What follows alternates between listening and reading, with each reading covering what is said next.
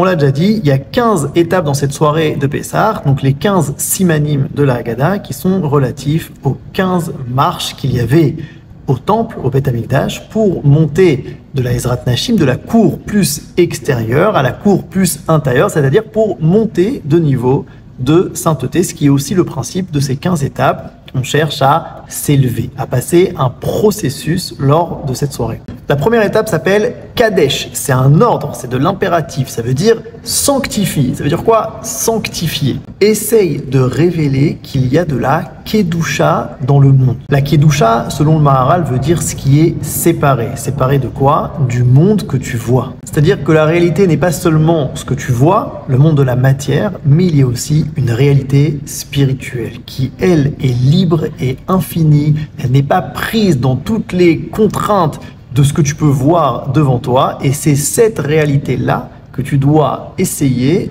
de réaliser. Et c'est la première étape parce que s'il n'y a pas de monde spirituel, alors il n'y a pas non plus de liberté. Alors tout est finalement pris dans un énorme système, un petit peu comme en Égypte, d'accord, dans une immense pyramide, où finalement on peut avoir l'illusion de la liberté, mais s'il n'y a rien qui sort du système, c'est finalement une grande prison. C'est en fait la réalité des animaux. Les animaux, nous dit le Maharal de Prague encore une fois, ça s'écrit Behema, un animal, donc c'est Ba-ma. C'est-à-dire ce que tu vois, c'est ce qu'il n'y a. Il n'y a absolument rien d'autre. L'animal n'a pas un réel libre arbitre. Il n'a pas une réalité spirituelle qui habite son corps et qui pourrait lui faire choisir telle ou telle valeur. Il est stimulé seulement par sa réalité physique, par ses instincts. Et nous, ce qu'on vient de dire, c'est qu'il n'y a pas que ça dans ce monde-ci. On a une réalité animale, mais on a aussi une réalité élevée et spirituelle qui nous habite. Et le but, c'est justement de l'ékadesh, cette réalité matérielle, donc de l'élever et de l'utiliser pour révéler quelque chose de plus profond. Mais tout de suite, on a le deuxième siman, Urchatz, qui est aussi de l'impératif, donc qui veut dire lave-toi les mains. Et c'est le seul siman qui a un vav à chibour, c'est-à-dire que les deux premiers simani, les deux premières étapes, Kadesh ou Ratz, vont intrinsèquement ensemble, alors que tous les autres, il n'y a pas ce vav qui veut dire et, qui veut lier. D'accord? Tous les autres siman, ça va être motzi, matzah, barer, etc. Il n'y a pas marqué à chaque fois ve motzi, ve matzah, etc. Pour là, c'est une exception.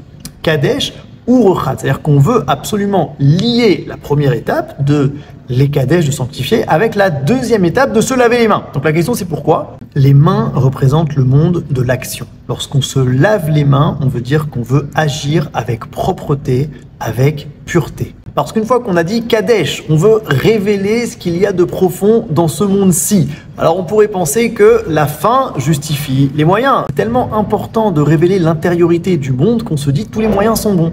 Et c'est pas vrai. On nous calme tout de suite en disant lave-toi les mains. C'est-à-dire agis. Bien sûr que tu dois agir dans le monde, c'est un impératif, Kadesh, mais attention, Urchatz. Fais attention à la manière dont tu vas agir. Ton monde d'action doit être pur. On doit certes aspirer à de grands idéaux, à la liberté, mais sans jamais oublier la manière, les moyens de les réaliser.